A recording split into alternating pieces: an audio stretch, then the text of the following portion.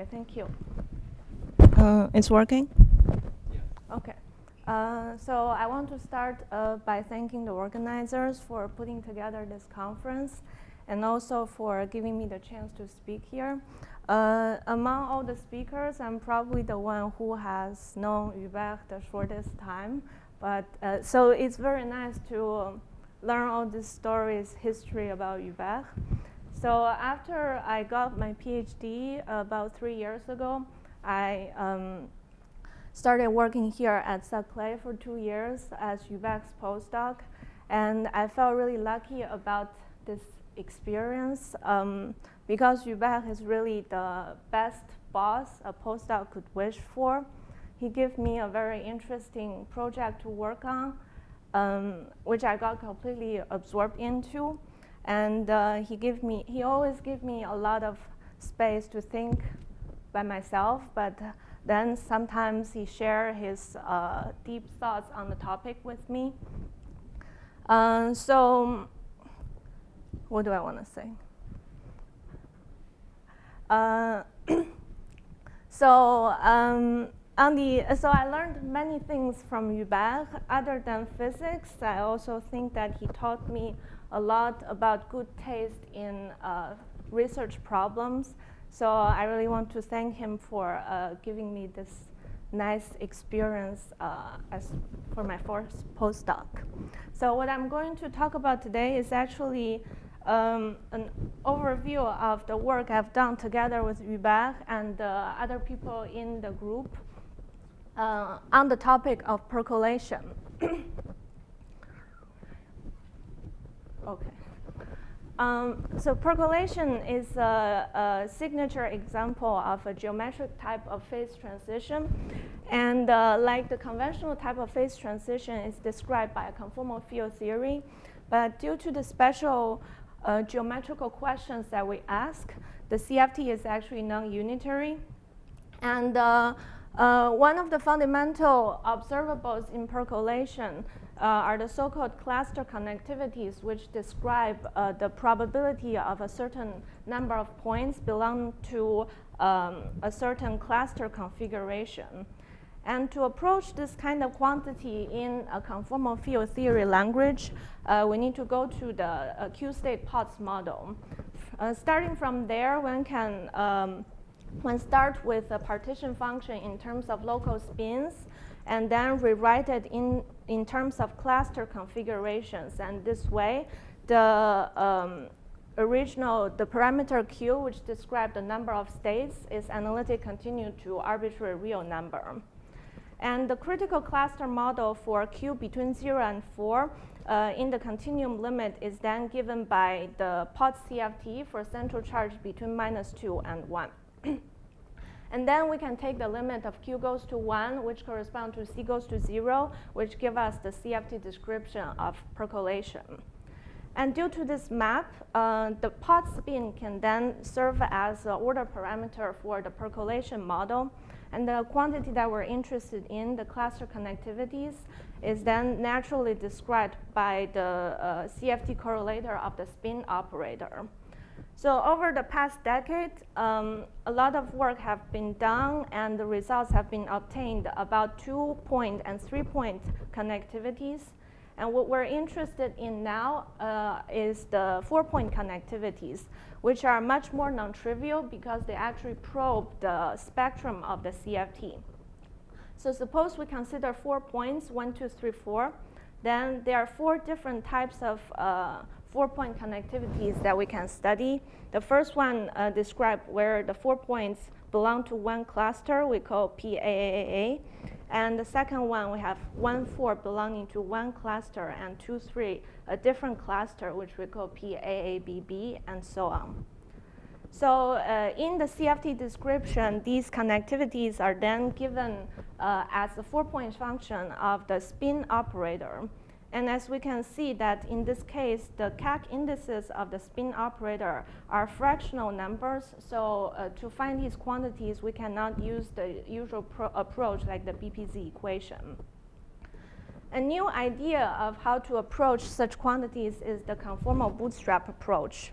So what it tells us is how to think about correlation functions.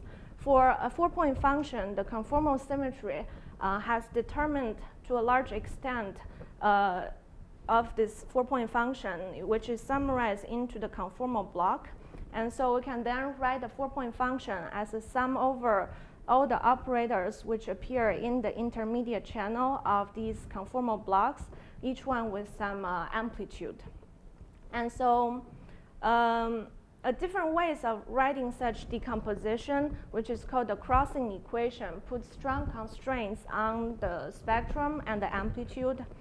And since we already know the conformal blocks from the CFT, the conformal symmetry, so the determination of the 4-point function boils down to finding the spectrum and the amplitudes. So a first work that made an attempt to approach the connectivities using the bootstrap approach is in this paper, where they considered a certain combination of the connectivities and got some very interesting result that we're going to get to in a minute. But first, let's look at the spectrum of the connectivities. And this is the work done by Hubert and Jasper in 2018. What they did was to use the equivalent loop representation of the cluster model, put it on a cylinder with 4 marked points, and then consider a certain connectivity. And then by studying the transfer matrix on the cylinder, the eigenvalues of these transfer matrix in the continuum limit give us the scaling dimension of the operators appearing in the spectrum. And these transfer matrix eigenvalues comes in terms of irreducible modules of the affine temporally leap algebra. And to translate into a CFT language, it represents the infinite tower of Virasoro conformal family.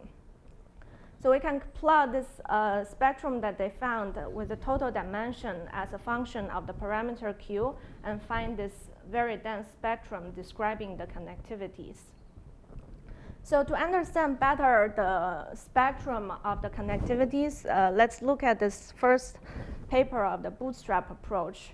What they did was to consider a 4-point function for a generic value of Q of some operator whose conformal dimension coincides with the Potts spin. And using the Monte Carlo simulation, they find that this 4-point function gives a very good description of a certain combination of the Potts connectivities. And then using the bootstrap approach, they find that the spectrum appearing in this 4-point function is very simple. In fact, a sparse subset of the Potts spectrum. And it was understood later that this is in fact an analytic continuation of the minimal models to a generic value of central charge. So the first thing we wanted to do is to understand this mysterious connections between the minimal models and the cluster connectivities. So what we did was to study the minimal models on the lattice and try to find a geometrical interpretation of this 4-point function. And the recipe is to use the RSOS lattice model of the ADE type. And together with Linnea, Jasper, and Hubert, we find that this 4-point function that was studied in this paper is indeed given by this combination of the cluster configurations. But the precise geometrical interpretation of this is different from the case of Potts. The weights associated with the clusters or loops are different depending on their topology with respect to the marked point. And it's in this sense that they're different from the cluster connectivities in the Potts model. And to indicate this, I'm using different colors. And we call such quantities as pseudo-probabilities. So something one can do about this is to further understand these pseudo-probabilities, and we can put it also on the cylinder and to study their spectrum using this transfer matrix approach. And we find that the spectrum appearing in these pseudo-probabilities is almost the same as the cluster connectivities, and they all come in terms of affine temporally leap modules. And more precisely, we can study the amplitudes of the transfer matrix eigenvalues and see how they contribute to the connectivities of different cluster configurations and these pseudo probabilities. And we find that such ratios depends only on the parameter Q and which affine temporally leap module it belongs to. What this means is that suppose we have several eigenvalue of the transfer matrix which belong to the same affine temporally leap module, then the ratio of the amplitudes for them are the same. And more surprisingly, these amplitude ratios do not depend on the lattice size. So one would expect that they would carry to the continuum limit and hold in the CFT. So we managed to find many of these amplitude ratios which are in general given as rational functions in Q. And the next thing we can do is to see what it can tell us about the CFT correlation functions. And since the eigenvalue of the transfer matrix in the continuum limit give us the spectrum of the operator, the conformal dimension of the operator, so this observation on the lattice actually tells us that we should organize the CFT states according to the affine temporal leap modules from the lattice. So suppose we consider a certain connectivity. Using the bootstrap approach, we want to write it as a sum over all the operators with their conformal block and some amplitude. But then we can also write this sum as a sum over all the affine temporally leap modules on the lattice with some overall amplitude, and then another sum of the operators belonging to that module with some relative amplitude with the conformal block. And the existence of this amplitude ratio tells us that what's in the box is actually a universal quantity that we call interchiral conformal blocks that's associated with that affine temporal leap module. And I'm going to indicate this quantity with a thicker bar like this. And the key point is that it's the same interchiral conformal block that enters different connectivities and the pseudo probability. There's actually a symmetry algebra behind this, which was studied on the lattice by Hubert and collaborators several years ago in some special cases. And there's more to understand about this in the continuum limit. So then to do the bootstrap, we first construct these interchiral conformal blocks. And the tool to do this is to use the fact that there are some operators in the spectrum which are degenerate, which implies that there's a certain recursion relation of the amplitude. This kind of technique was used in the bootstrap approach to Liouville theory. So then we can write down the crossing equation for the 4 different connectivities, expanding them using the interchiral conformal block. And this will be a linear system of the amplitude associated with the modules. And then we numerically solve this. So the results are showing in these plots. And we're plotting here the amplitude of these modules as a function of Q for different connectivities. And from these plots, we can see very clearly, for example, the analytic structure of this amplitude as a function of Q. And for example, we see that some amplitude actually has some singularity at the Q equals to 1, which is the percolation point. This will be more relevant later when we consider the percolation limit. So one important check of these is to compare with the lattice computation. And I plot several of such comparison here. We have the crosses indicating the lattice results, and the dots are the bootstrap results, and find a very good agreement of these 2 different computations in terms of the behavior as a function of Q, order of magnitude, and analytic structure. And there's some small deviation due to some finite size correction on the lattice. And in general, the bootstrap results are more accurate. But by this comparison, we know that we are bootstrapping the correct quantities. So with all these numerical results, one might ask whether we can say something analytically about this amplitude. And I'm just going to give an interesting observation based on the bootstrap result we find, which we call the renormalized Liouville recursion. So in the usual Liouville theory and its non-diagonal version, one has two operators, the phi12 and phi21, which are degenerate. And this implies two sets of recursions in the amplitude, which finally leads to some analytic solution to the bootstrap. But in the case of the Potts, we only have one of these fields, which is degenerate, which is the energy operator. And so we wouldn't have access to these analytic solutions like what's done in the Liouville case.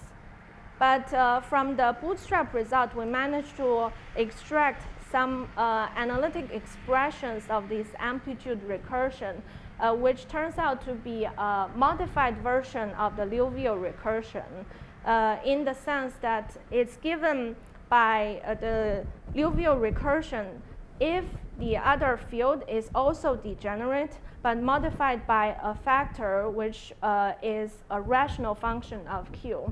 And it's quite amazing that we can find such analytic expressions, which would be a very interesting further direction to look into if we want to find the analytic solution. So one natural next thing to do is to consider the percolation limit, where we encounter the so-called C goes to 0 catastrophe.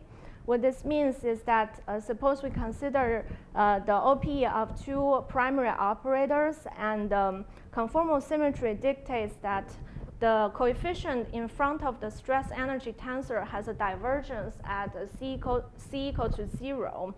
And in this case, in order for the theory to be non-trivial, the stress energy tensor necessarily acquire a logarithmic partner, the little t, whose two-point function with the stress tensor does not vanish. And the two-point function of the little t itself involves some logarithmic dependence on the position z. And this kind of structure is characterized by the so-called B number. In the chiral or the boundary case, this B number was obtained many years ago for percolation and polymer, which is the n goes to 0 limit of ON loop model, to be -5/8 and 5/6. So about 10 years ago, the Hubert and collaborators studied the non-chiral or the bulk case, and through the lattice measurement, they find that this B number takes the same value, -5, for both polymer and percolation. And through some Coulomb gas argument, they find that in this case, the stress energy tensor mixed with non-chiral field X give rise to the logarithmic partner. And this field X is a spin 2 operator, which is the 2-leg operator in the ON model and the 4-leg operator in the Potts model. So to complete this story, there's some new information from a series of recent work involving, including Hubert's group, that we have understood that the Potts and ON CFT are actually logarithmic at generic value of central charge. And the case that we're interested in particularly is this module of the X field. And we find that its level 2 descendant actually get involved into a rank 2 Jordan cell. And this Jordan cell is characterized by some logarithmic coupling that we call B12, which can be computed for Potts and ON for the range of C between -2 and 1. And they take such value characterizing different structures, different logarithmic structures in the two models. So now with this information, we can revisit the C equal to 0 case. We start by considering a generic COPE in the Potts or ON model, where we have some OPE of some generic operator with a certain conformal dimension. Its OPE will involve the identity field, the stress energy tensor, and the X field. And then we consider the limit of c goes to 0 and require that this limit is finite. The result is that we find the logarithmic OPE at c equal to 0, which in addition to the usual rank 2 Jordan cell of the small t and big T, we also find a rank 3 Jordan cell whose bottom field is the TT bar. And this rank 3 Jordan cell is characterized by some logarithmic coupling A0 that takes the value -25/48. And it's remarkable that although we start from different field contents for the Potts and Owen model, the logarithmic OPE at c equal to 0 and this logarithmic coupling takes the same, is identical for percolation and polymers. So one thing I want to mention is that in analyzing this, one obtains a set of conditions to cancel the singularities in order to find the finite limit. And in the special case where this operator is a spin operator, the OP is relevant for the 4-point function of the spin operator, which is in the connectivity that we studied. And this kind of singularity cancellation condition can actually be checked to be true by comparing with our bootstrap, which is consistent with this type of singularity that we saw before. So starting with this logarithmic OPE, we can further use a series of conformal invariants and the self-duality of the Hilbert space, and then obtain a structure, a Virasoro structure of the identity module for fields up to h bar equals to 2, 2. And again, it's remarkable that although we have started from very different field contents and logarithmic structure at generic central charge, we obtain the same structure for percolation and polymers. So I'm going to summarize here. We have used the conformal bootstrap approach combined with the lattice algebraic consideration, and numerically we determined the 4-point function that describe the cluster connectivities. And it will be very interesting to further understanding these analytic observations of the renormalized Liouville recursion if we want to find some analytic bootstrap solution. And then we also see that there's an identity Virasoro module, which is identical for the percolation and polymers. And clearly, there are much more to understand for the c equal to 0 logarithmic CFT. So I'm going to stop here. And bon anniversaire, Hubert.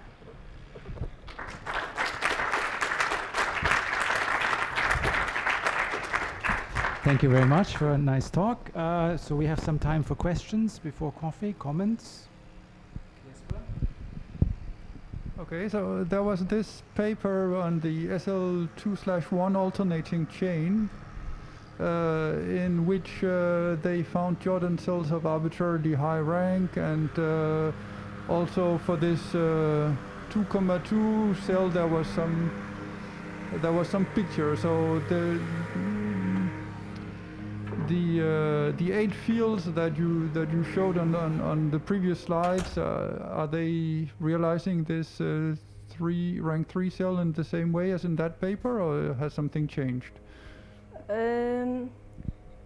I think in that paper, can I go back?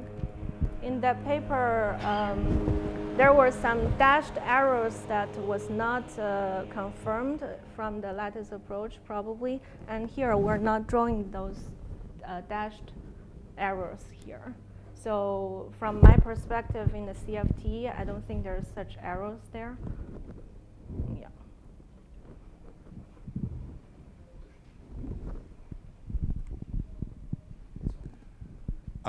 In the bus this morning, I was asking myself about Coulomb gas representations. So, is there a Coulomb gas representation for these correlators? What do you think? Or even for Liouville, let's see smaller than one. Maybe Sylvain knows the answer. Do we know if there's a Coulomb gas way of calculating the correlators? Is there a logic relating the degeneracy of phi21 and phi12 to something like the Coulomb gas and screening? I don't know the answer to that.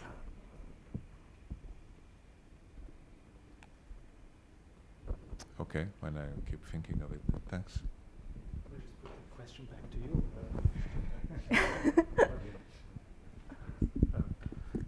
In the case of polymers, what kind of correlation function would you look at compared to the 4-point cluster?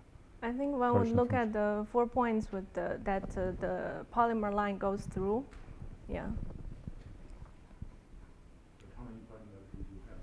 I've never looked at it in detail. Maybe Sylvain is going to talk about that. Maybe not. Other questions? If not, so then let's thank Yife again. Thank you.